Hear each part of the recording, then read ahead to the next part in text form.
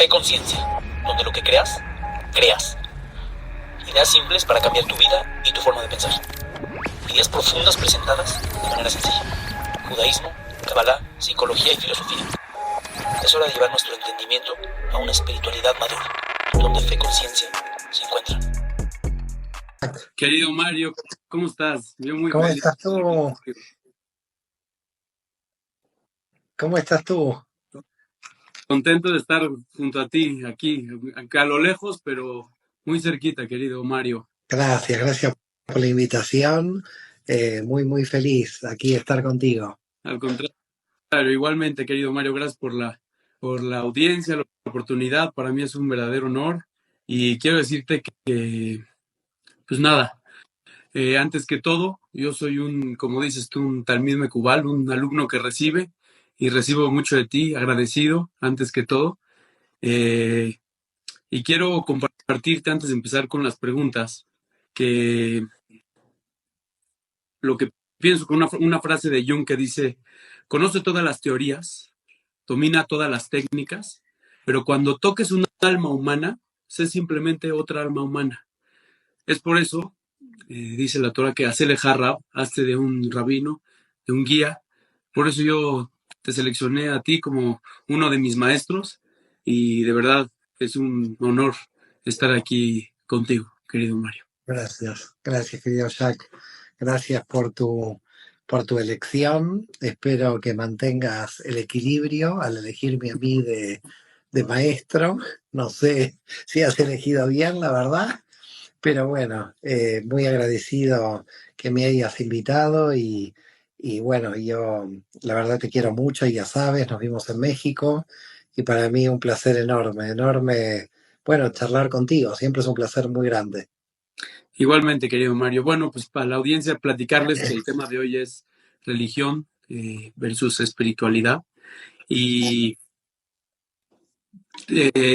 antes que preguntarte cualquier cosa, quiero decirte que todo es en aras de la verdad, de conocer. No hay ninguna otra intención en las preguntas más que conocer y tratar de dilucidar la verdad. Como decimos, son Leshem Shamayim, y con base en eso vamos directo a la primera pregunta, querido Mario.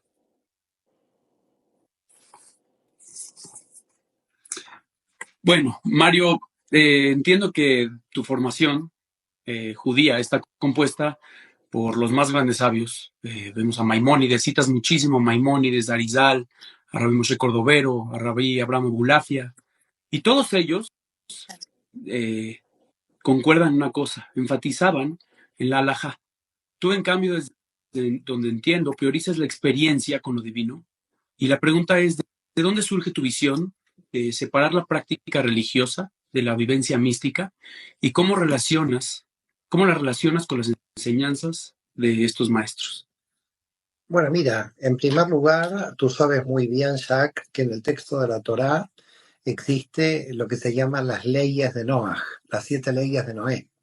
Las 7 leyes de Noé son aquellas leyes que los sabios del pueblo de Israel diseñaron para aquellas personas que no pertenecían a la identidad judía.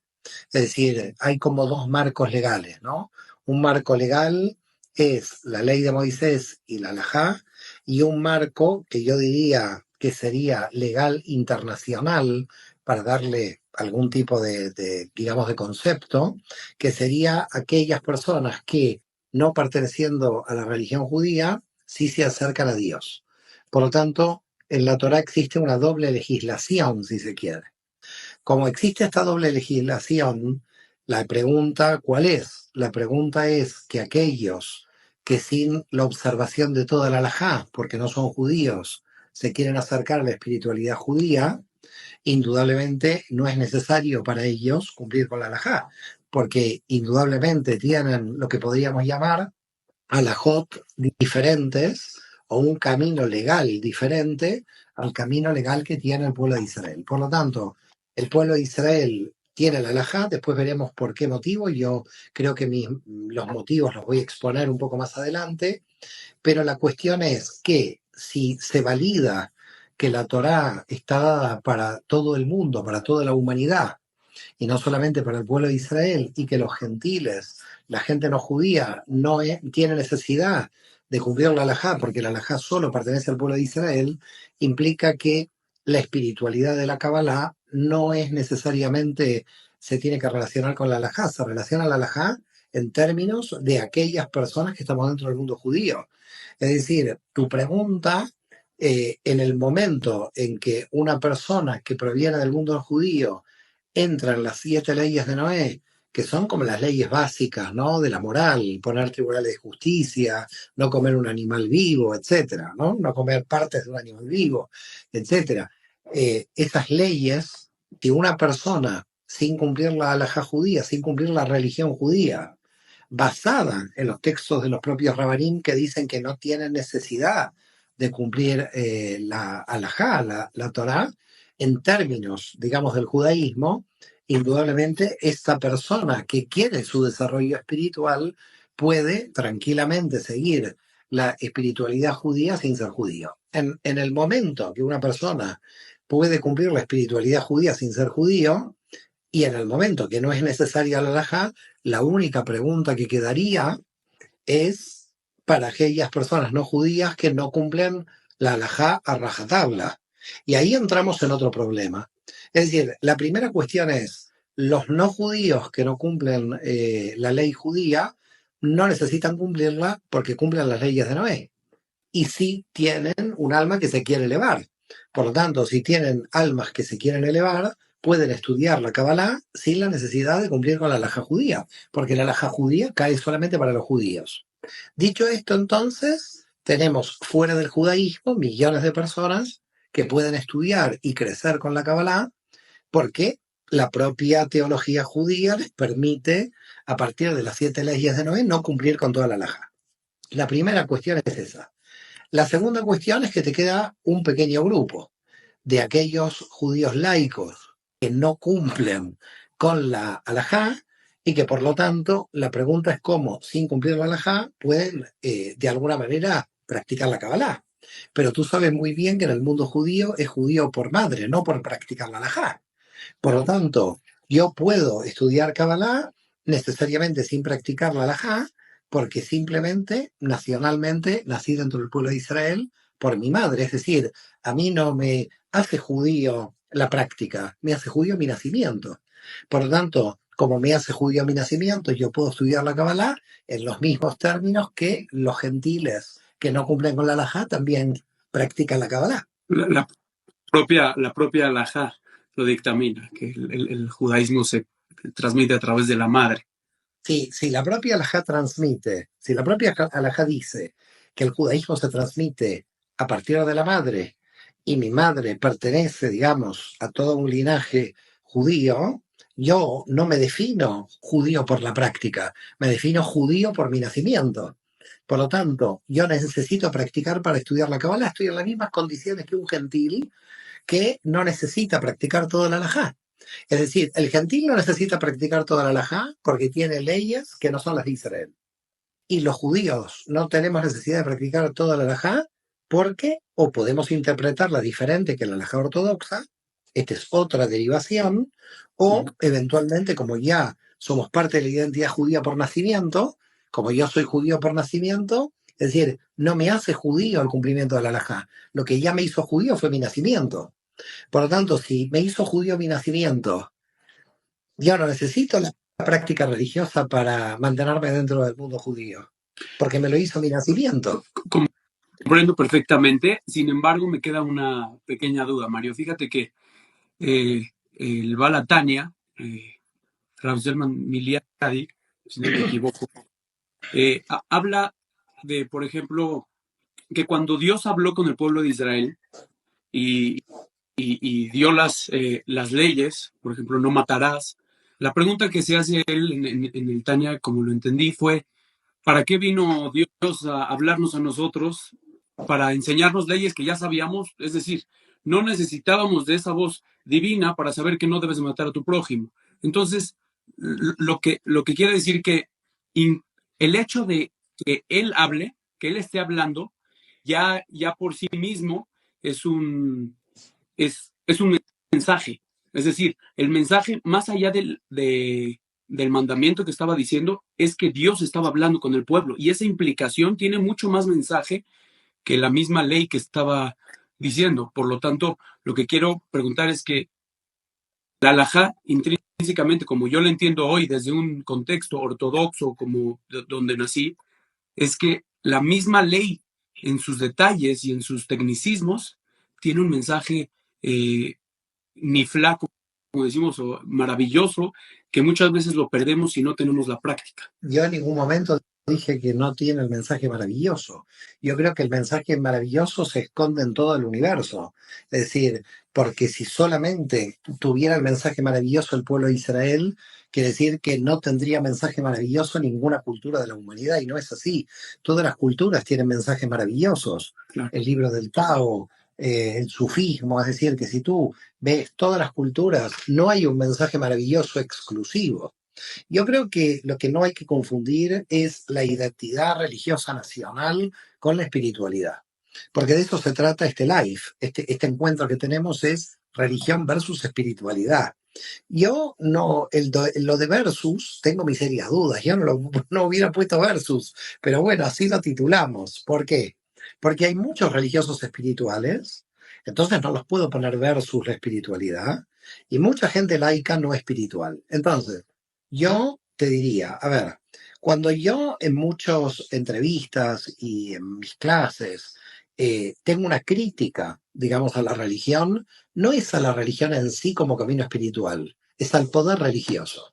Claro. Entonces, a mí me gustaría, en este live, dejar en claro dos aspectos que hay que dividir. Cuando estamos hablando de la religión, podemos englobar una emoción verdadera de un sujeto que siente la espiritualidad en su religión, y eso no es para nada crítico, al contrario, yo me emociono con aquellas personas que utilizan su religión para la elevación del nivel espiritual. Así que no estamos hablando de una crítica a la religión como vehículo por el cual el sujeto encuentra su contacto con la divinidad. No, eso no. Estamos hablando cuando el religioso, a través de sus instituciones, toma el poder. Entonces, a mí me gustaría, querido Jacques, dividir el tema de la religión en dos partes para que realmente entendamos de qué estamos hablando. La primera cuestión es el poder religioso. Sí. El rabino me dijo y tengo que hacer lo que me dice el rabino. Eso es una pérdida de libertad del sujeto en relación con la divinidad. El sacerdote católico me dijo que yo tengo que hacer esto. Eso es un control por parte del poder religioso. Entonces, cuando yo hago una crítica a la religión, tendría que en cada entrevista dividir esto. Pero me viene bien esta entrevista porque nunca puedo aclarar estos conceptos. Entonces, señores, no estoy criticando a una persona que emocionalmente tiene su religión como clic, como vasija para recibir la espiritualidad. ¿Cómo voy a hacer esto? Hasbe Shalom. De ninguna manera voy a yo hacer que criticar a una persona que encuentra en la religión su camino espiritual. De ninguna manera. Hay muchos religiosos que encuentran en sus religiones su camino espiritual. Cuando estamos hablando de la religión, la estamos hablando como poder religioso. Que todo poder religioso es poder político. Y simplemente hay que estudiar toda la historia de Europa entera para ver el tamaño desastre que hace cuando el poder religioso se une con el poder político, la Inquisición, cuando el poder religioso y el poder político están unidos, como en muchos países islámicos, y cuando el poder religioso en Israel, a partir de los partidos ortodoxos, interviene en la política. Por lo tanto, cuando un partido o una organización religiosa interviene en la política, a mi modo de ver, dejó de ser espiritual. La espiritualidad tiene que ver con la disolución del poder, con la disolución del intermediario. Cuando el poder político se vuelve intermediario, es ahí donde tenemos el problema. Por lo tanto, hoy no hay espiritualidad versus religión, porque ya te vuelvo a reiterar, muchos grupos religiosos tienen fuertes contenidos espirituales. Lo que hay es espiritualidad versus poder religioso. Así que yo creo que quizás el título tendría que cambiar y es la espiritualidad como contacto directo con la divinidad frente al poder religioso. Mira, Te cuento dos o tres anécdotas de la historia judía para que veas este problema entre poder religioso y espiritualidad. Rabbi Abraham Abulafia, indudablemente, era un ser muy espiritual, más allá de que podamos entender o no qué es lo que hizo, cómo pensó, qué metodología tiene. Rabbi Abraham Abulafia, que tenía ese contacto directo con la divinidad, se encontró declarado loco por el rabino de Barcelona, Benadret. ¿Por qué motivo Benadret declara loco a Abraham Abulafia cuando hoy Abulafia lo tenemos dentro del mundo judío como el gran Abulafia? Pero las autoridades religiosas de la época le condenaron a Abulafia. ¿Por qué le condenaron a Abulafia? Porque Abulafia tenía una metodología de contacto directo con la divinidad. Otro caso, el caso del Moreno Bujín de Maimónides. El propio, algunos rabinos del sur de Francia, tú sabes muy bien, que declararon que había que quemar sus obras. ¿Por qué motivo? Porque Maimónides era un libre pensador y entonces tenía sus propias ideas sobre muchísimos aspectos que no vienen a colación en una entrevista. Quiere decir que las obras de Maimónides también fueron perseguidas. Otro caso, Spinoza. Spinoza tenía su propia idea de la realidad, hijo de madre judía, era judío, condenado, excomulgado por la comunidad judía de Ámsterdam. Otro caso, Luzzatto, el gran cabalista, que hoy al Ramjal nos rasgamos las vestiduras, el gran Luzzatto, condenado por el rabino de Venecia. Entonces, todos los místicos a lo largo de la historia, muchos Mekubalim, a pesar de que tú fundamentes que cumplían la halajá, y yo estoy de acuerdo que cumplían la halajá a su manera, fueron condenados por el poder religioso y perseguidos o declarados locos. ¿Por qué? Porque cuando el poder religioso ve que personas independientes se contactan con la divinidad, les da miedo, les da temor. Ese místico, esa persona que está uniéndose con la divinidad directamente, representa un peligro al poder religioso. Entonces, a mi modo de ver, yo no dividiría esta entrevista entre lo religioso y lo espiritual. Dividiría la entrevista entre gente del mundo espiritual, donde en el mundo espiritual hay laicos y religiosos, frente al poder religioso. Claro, sí. Digo, justificando un poco el título, yo creo que esa batalla muchas veces la tenemos aquí adentro y nos cuesta trabajo conciliar una con otra porque muchas veces nos perdemos en la práctica religiosa y perdemos, como dices tú, luz, y nos quedamos con el keli, con el puro recipiente, y hay veces nos pasa al revés, que tenemos tanta luz que no hay recipiente que lo contenga y queremos perdurar en ese éxtasis. Ha señalado que las instituciones religiosas pueden convertirse en un control mental, mientras que la mística judía, o sea, la Kabbalah, libera al individuo. Sin embargo, sabemos también que todos estos sabios hablan de la importancia del kahal o del minyan, de la comunidad. Entonces, ¿cómo concilias esa necesidad de instituciones con la libertad individual? ¿Y qué sería para ti una institución ideal que no caiga en el dogma o en este control, pero tampoco en una espiritualidad vacía donde, como dices tú en muchas entrevistas, esta persona que se sube, se toma su juguito verde, se va a espiritualidad, baja y le grita a sus hijos? Entonces, ¿cómo conciliaríamos eso y cómo lo verías tú? Mira, en el árbol de la vida tenemos dos dimensiones que son claves para analizar, es decir, que el árbol de la vida nos permite analizar tu pregunta. Nosotros tenemos una dimensión que es la Tiferet, donde yo puedo rezar a Dios de manera directa, sin problema, y en el texto bíblico está muy fundamentado. Abraham tenía un contacto directo con Dios sin minyan, Isaac tenía un contacto directo sin minyan y Jacob también. Es decir, me imagino que Jacob haría el minyan con los hijos, pero cuando estaba solo, también rezaba solo. Quiere decir que ni Abraham, ni Isaac y Jacob necesitaron de minyan. Cosa bastante curiosa. La necesidad luego rabínica del minyan cuando los patriarcas no lo necesitaban. Para aquellas personas que no pertenecen a la tradición judía, decir que minyan es la reunión de 10 personas. Para la ortodoxia, 10 hombres, y para el movimiento reformista y conservador, 10 personas, hombres y mujeres. ¿Ok? Entonces, a mí lo que me gustaría destacar es que en el texto bíblico hubo directos contactos con la divinidad sin minyan, pero no por los patriarcas. Vamos a tomar, por ejemplo, Ana, la madre de Samuel. La madre de Samuel en el texto bíblico se contacta directamente con la divinidad a través de su oración, es la oración de Ana.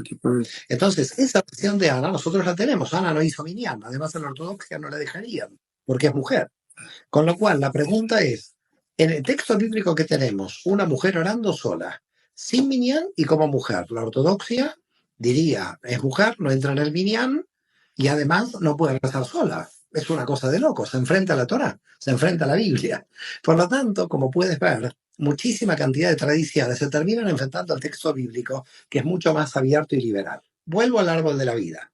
En el árbol de la vida tenemos Tiferet y Yesod.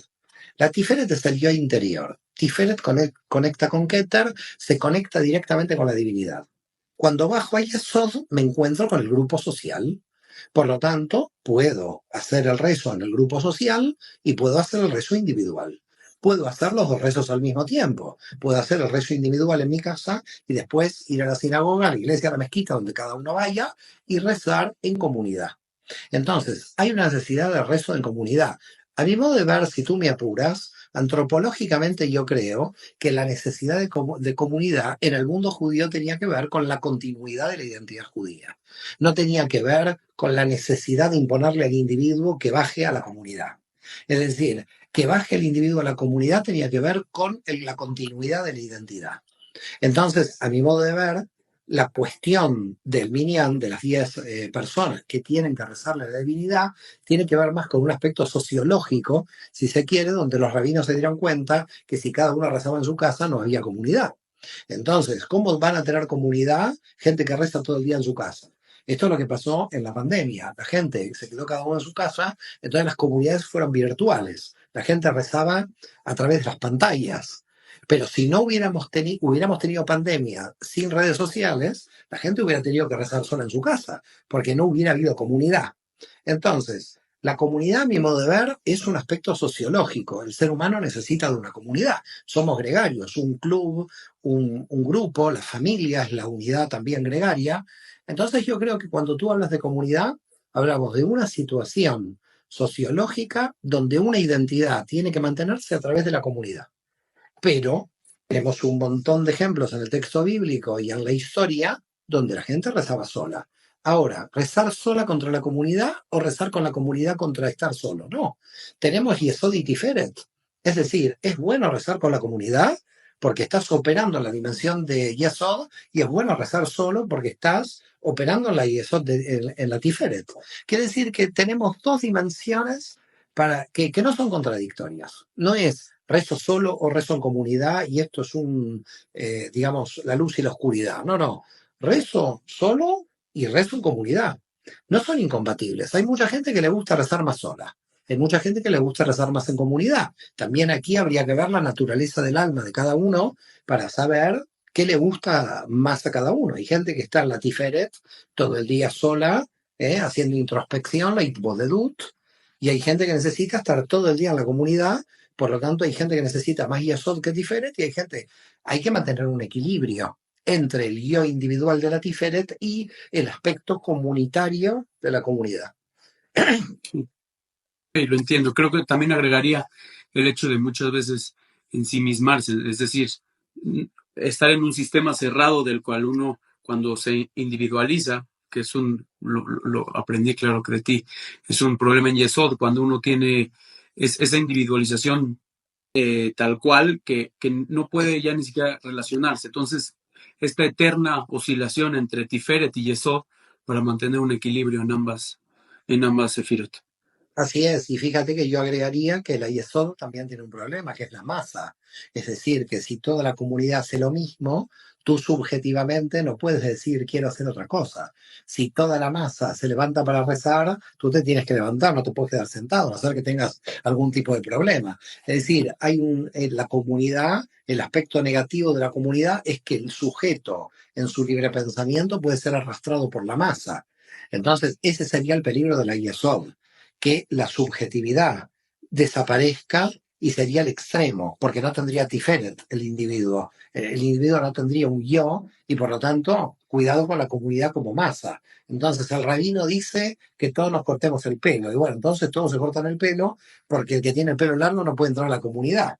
Entonces hay que tener mucho cuidado de que estar en comunidad no significa perder la subjetividad, no significa perder mi contacto con la divinidad, no significa discernir desde un aspecto donde no estoy a favor de la mayoría, quizás la mayoría, pero el problema ¿cuál es? Cuando hay condena social. Por ejemplo, yo conozco mucha gente, ex testigos de Jehová, donde el pastor, no sé cómo se llama, me parece que se llama pastor, quien dirige la comunidad, si la persona no piensa como el grupo, la expulsa. Entonces, claro, es ahí donde la religión empieza a tener poder y empieza a ir contra el amor al prójimo. Es decir, cuando ya empiezas a ir contra los fundamentos de la Torá, que es el amor al prójimo, es donde la religión empieza a hacer agua, porque te das cuenta que empieza a ir contra la espiritualidad.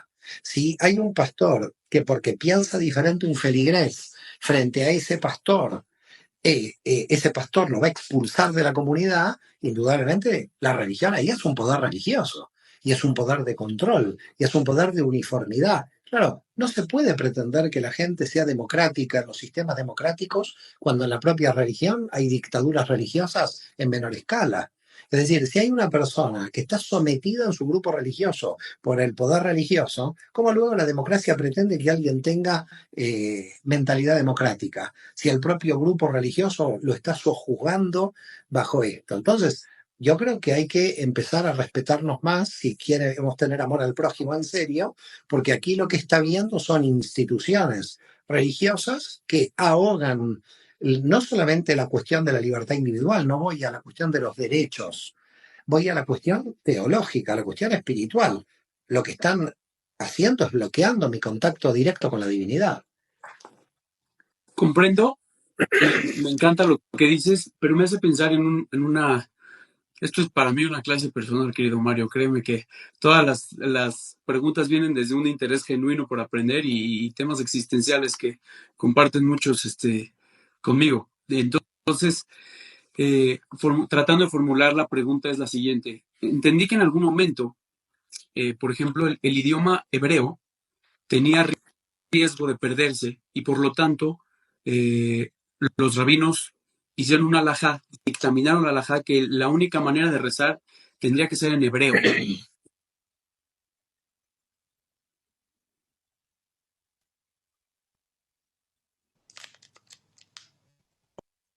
Hola, hola.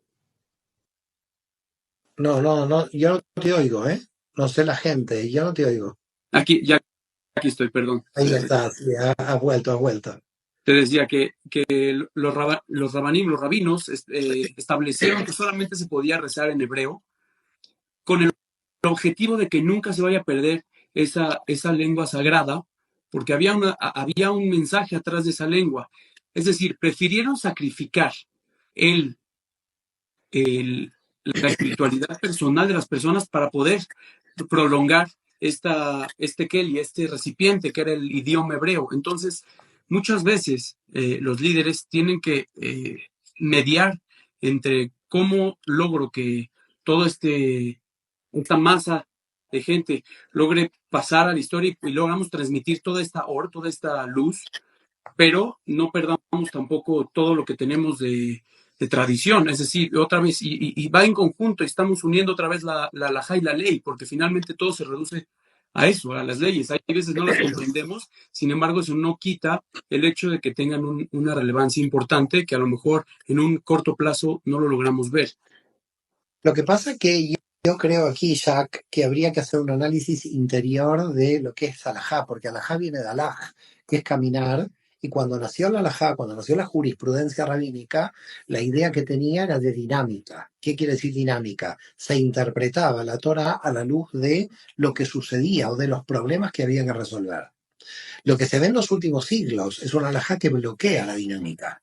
No que se adapta a la dinámica, sino que en muchos casos la bloquea. No en todos los casos. Hay alajot muy dinámicas también. Esto depende de cada rabino.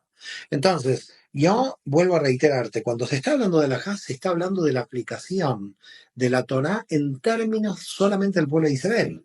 Pero acá tenemos que entender que en términos de la Kabbalah, la Torá es un plan, de alguna manera, un método de nivel de conciencia. ¿Estamos hablando de un manual de nivel de conciencia o estamos hablando de la ley? Si tú la consideras como ley, Entonces te vuelves rabino, aplicas la ley, tienes una comunidad y todos los que van a la comunidad se supone que más o menos están en la misma sintonía en la aplicación de la ley. Pero eso tiene que ver para un tipo de comunidad y para la comunidad judía. Para el resto de los mortales, que son 8.000 millones de habitantes en el mundo, que quieren conectarse con la divinidad, que quieren conectarse con Dios y que no quieren ser judíos, ponerse una kipá, ponerse un sombrero, rezar en el Muro de los Lamentos, porque tampoco el mundo judío tiene un gran interés en que 8.000 millones de personas entren al judaísmo. No sé si tú sabes la anécdota del rabino ¿conoces la anécdota del Papa, el chiste que hay del Papa y el gran rabino de Jerusalén o no? No, venga. Bueno, lo vamos a contar públicamente este chiste. Se levanta a la mañana el Papa de la Iglesia Católica, claro, se levanta y dice: he tenido un gran sueño. Un sueño que es increíble. Todo el mundo se hacía católico y todos los cardenales, todos aplaudían del sueño que tuvo el Papa. Se levanta el gran rabino de Jerusalén y dice: Dios mío, tuve una pesadilla tan grande, ¿qué pasó? Todo el mundo se quería hacer judío. ¿Esto qué marca? Esto marca que cuando estamos hablando de la Torá, estamos hablando de un manual de instrucciones para el aumento de nivel de conciencia. Si lo quieres aplicar como ley, me parece muy bien para el mantenimiento de una identidad, pero la ley es para el mantenimiento de una identidad, no está la ley para aumentar el nivel de conciencia, porque para aumentar el nivel de conciencia hay muchas espiritualidades. Entonces, ¿es necesaria la Torá como ley para aumentar el nivel de conciencia? No. La Torá es un manual de instrucciones para aumentar el nivel de conciencia independientemente de su formato como ley. Además, hemos perdido un concepto esencial de la Torá. La Torá viene de una raíz que también quiere decir enseñanza, ¿no? ¿Ok? Es decir, la palabra moré, que sería maestro que enseña, viene de la misma raíz que la palabra Torah.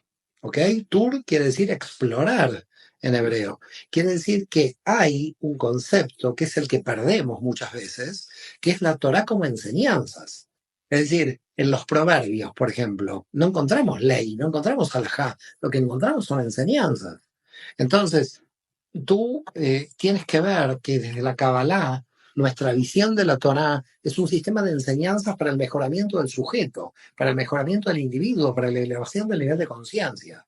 Eso no implica que esté alguien en contra de que en el mundo judío se lo aplique como ley y que existe una halajá para el mundo judío, pero los fines de esa halajá para el mundo judío son mantener la identidad, no aumentar el nivel de conciencia. ¿Y cómo lo vemos? Lo vemos cuando un religioso no es una persona espiritual. Cumple toda la halajá, cumple todas las observancias, pero que cumpla todas las observancias no quiere decir que sea una buena persona. Es decir, alguien puede. Entonces, yo te digo, ¿tú conoces que todos los que observan todas las leyes rabínicas se convierten en buenas personas? ¿Automáticamente? No, por supuesto que no. Quiere decir que no por la observancia se llega a ser una buena persona. Entonces, no es por la observancia litúrgica que se llega a aumentar el nivel de conciencia. Y eso tira abajo esa idea de que la halajá se tiene que seguir. Hay muchos problemas ahí. Primero, porque la halajá cae bajo el mundo judío. Y segundo, porque cumplir la halajá no hace una buena persona. Tú te puedes disfrazar, ponerte un sombrero negro, salir a la calle, pero eso no te hace buena persona. Alguien se puede vestir de cardenal, alguien se puede vestir del papa, alguien se puede vestir como el Dalai Lama. Pero lamentablemente la vestimenta no hace al monje. Es decir, lamentablemente, aunque tú te vistas de lo que quieras, el ser una persona que es una persona, buena persona, que se eleve en un nivel, de conciencia, no tiene que ver cómo está vestida ni qué observancias cumple. Puede que las observancias a mucha gente religiosa la pueda ayudar. Bien, puede que mucha gente religiosa la ayude la observancia como ayuda, pero no necesariamente la observancia como salvación. Es decir, hay cientos de personas que observan todo el Corán y son buenas personas. Hay gente que observa a rajatabla el Evangelio y son buenas personas. No, las observancias no hacen que sea buena persona, ni la vestimenta hace que sean buenas personas. Hay gente que se disfraza. Yo por tener un sombrero negro o no tenerlo, no voy a ser mejor persona. Dirían Entonces, algunos de mis rabinos que a todos nos sale A todos nos sale barba y caireles, es uno. Claro, pero, digamos, lo que yo quiero que comprendas es que la liturgia no es un camino de salvación, que las observancias no es un camino de ticún, no porque alguien esté rezando todo el día en el muro de los lamentos ha rectificado su alma. Para rectificar su alma tiene que hacer un trabajo interior. Comprendo. Sin embargo, como dices tú, es una, la Torah nos las han transmitido como muchas veces hasta un libro de historia, pero no es un libro de historia, es un libro de donde hay un orden, donde hay un mensaje atrás de eso. Y con ese marco yo te quisiera preguntar, sabemos que en la tradición dicen nuestros sabios que hasta el jefe de los barrenderos es designado por Dios, pero somos nosotros un Am Keshe Oref, un pueblo de líderes y de dura cerviz. Y tenemos ejemplos trágicos, sabemos por la historia de la misma Torah, de la Biblia, como Korah o en el Talmud de Elisha ben Abuyá, que fueron líderes que desafiaron el status quo fuera del marco de la halajá, y también líderes, por otro lado, como Maimónides o el Baal Shem Tov, que se atrevieron a cuestionar y reformular el judaísmo entero desde el marco propio de la halajá. Y la pregunta es, ante la centralización del judaísmo, como dices tú, en instituciones y el Estado de Israel, ¿cuál crees que sea nuestro papel hoy como líderes? Y la segunda pregunta es, ¿no corremos el riesgo de acabar como Korah o Elisha ben Abuyá al cuestionar a la autoridad? ¿O precisamente ese es el desafío que tenemos que hacer para un crecimiento necesario de la humanidad como un todo? Yo creo que cada época tiene su tipo de poder y su tipo de organización, y estamos cambiando de época. Y el problema es que el poder, tal como lo conocemos nosotros hoy, está desapareciendo, se está cambiando, está habiendo una transformación en muchas áreas del poder. Y yo creo que hoy más que poder estaríamos hablando de liderazgo. Yo creo que el poder religioso no tiene que someter a los individuos a través del miedo o de la culpa. No por miedo a perder la identidad, uno tiene que someterse al poder religioso, porque entonces el poder religioso se basa en el miedo a perder la identidad para mantenerse en el poder. Yo creo que hay que tener mucho cuidado aquí. Aquí lo más importante es nuestra relación individual con la divinidad. Y a partir de ahí hay que revisar todas las excusas por el cual el poder religioso se puede mantener en ese poder. Entonces, si tú lo miras desde la perspectiva del miedo, como tú lo estás planteando, de que, uy, se puede perder, porque en el fondo lo que a ti te preocupa es la pérdida de la identidad judía. Esta es lo que veo como preocupación. La identidad judía, mientras tenga una función histórica universal, no se va a perder.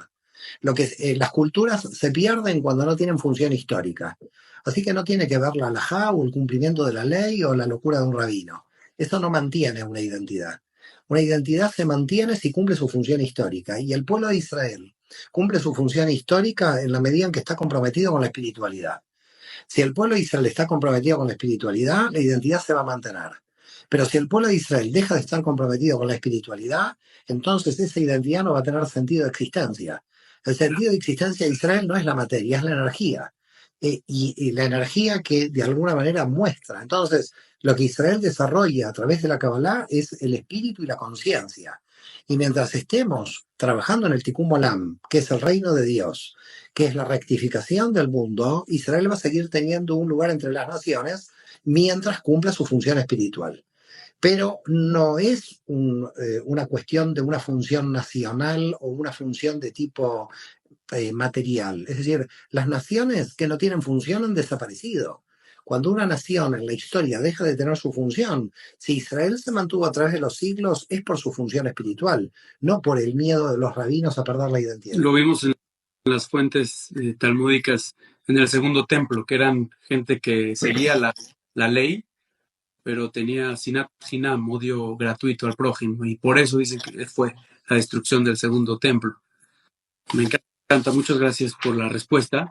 Y bueno, no tengo mucho tiempo, pero yo quisiera profundizar así en una reflexión personal tuya, Mario.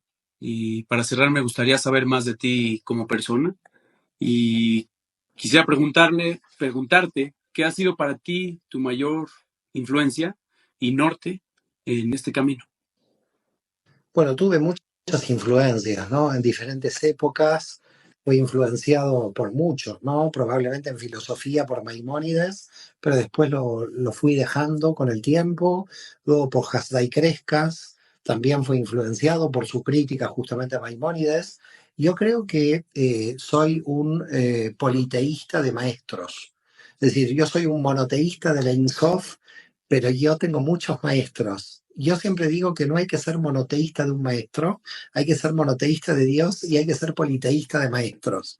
Y he tenido muchos maestros. Me he enamorado muchos años de Luria, sigo enamorado de Luria, por supuesto, Cordovero, hay muchos, hay muchos. Cada uno ha aportado un tipo de luz diferente, un tipo de visión diferente.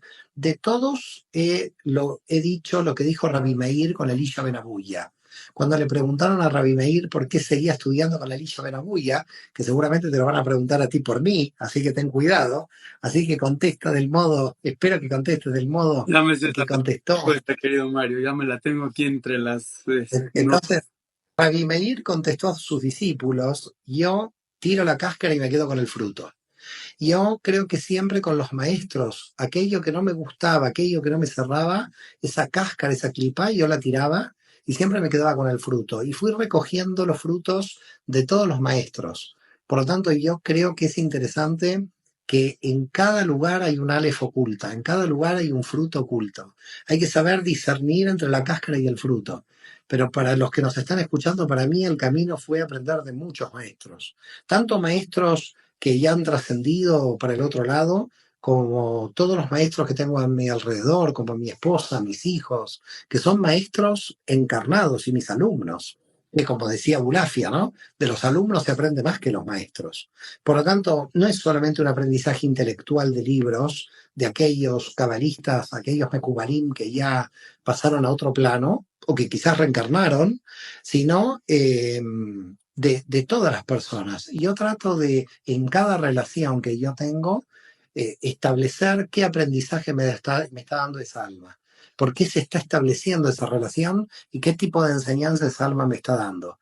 Y yo creo que hay que ser muy observador en que cada alma que viene a tu vida viene en calidad de maestro en algún sentido.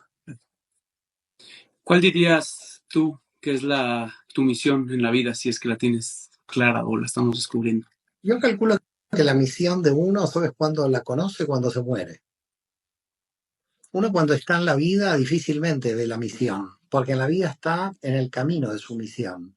Entonces tiene que ser muy, muy al final de su vida o casi cuando te estás muriendo que te diste cuenta cuál fue la misión. Por ahora no es bueno estar estancado en el pensamiento de la misión, porque puede ser algo estático, algo que te frene. Creo que la misión es seguir el camino que se está abriendo y caminar por el camino que se abre.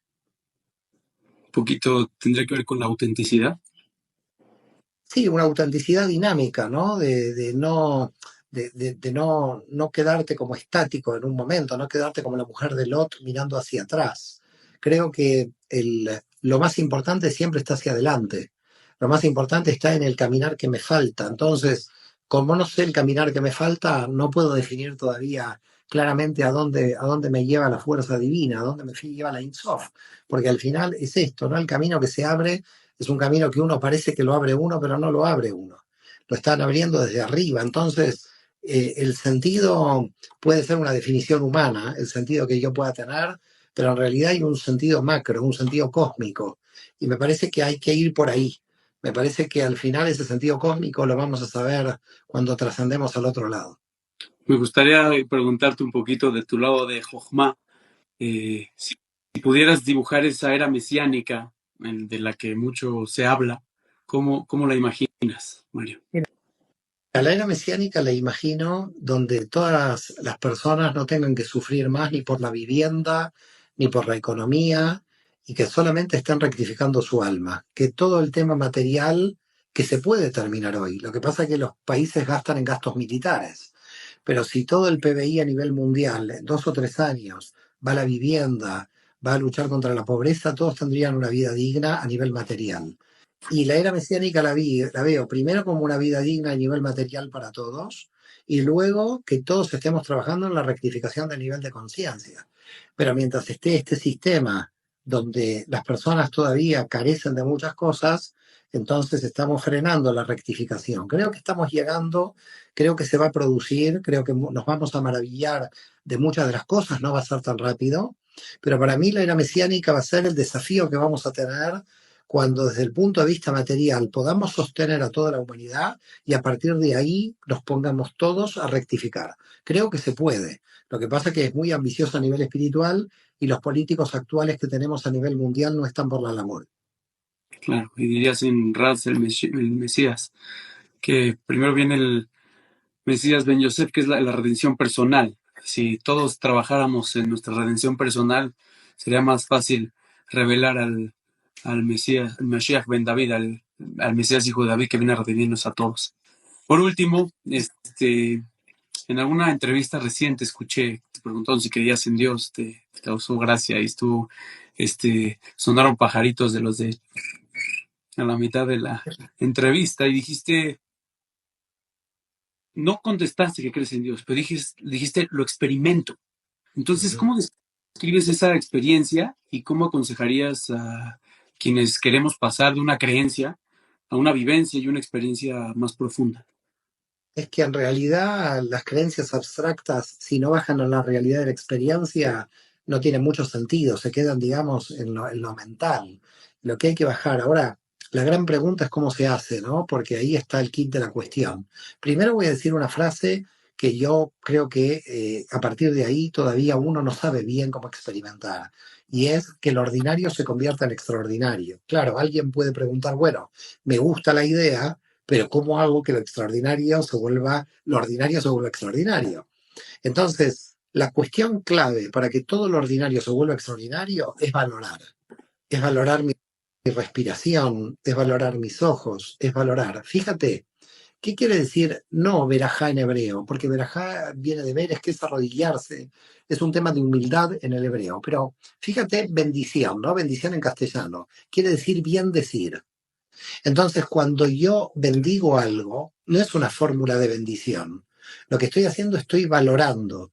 Cuando yo valoro el papel, valoro tu alma, valoro la entrevista, valoro mi ordenador, valoro los zapatos que tengo, valoro el alma que tengo, cuando estoy valorando, a partir de darle valor, de entender el valor que tiene, entonces estoy transformando lo ordinario en extraordinario.